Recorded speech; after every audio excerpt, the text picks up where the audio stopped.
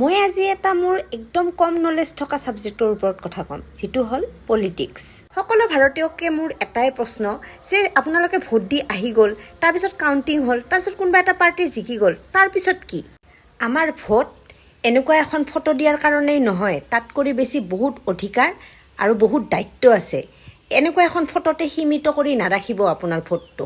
Swiggy জমেট'ত যদি খানাৰ যদি দাম 150 ৰুপিজ, GST লগাই পেলাই 230, হাৰে কি খেলা? আমি মিডিল ক্লাছ ফেমিলিৰ মানুহখিনিয়ে পিঁয়াজৰ দাম ঘণ্টাত কিমান বাঢ়ে সেইটোও আমি জানো। মিডিল ক্লাছ ফেমিলিৰ মানুহখিনি সোধক, কিছুমানে ক'ব গাড়ী আছে, কি প্ৰব্লেম, আহি যাওক। আৰে গাড়ীখন আছে, কিন্তু পেট্ৰলৰ দাম যে চৰকাৰে ইমান বঢ়াইছে, কি ক'ব আৰু? চৰকাৰক সোধকচোন, আপোনাৰ যদি দম আছে।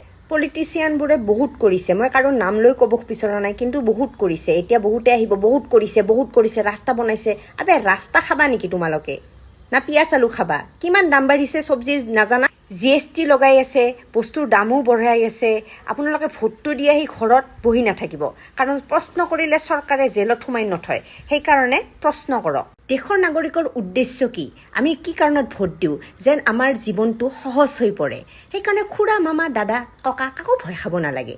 বহুতৰে মনত এইটো প্ৰশ্ন আহিব, মই হয় কোন এইবোৰ সুধিবলৈ? আৰু বহুতে কমেণ্টত সুধিব, আপুনি হয় কোন এইবোৰ ক'বলৈ? মই হ'লোঁ এইখন দেশৰ এজন সচেতন নাগৰিক।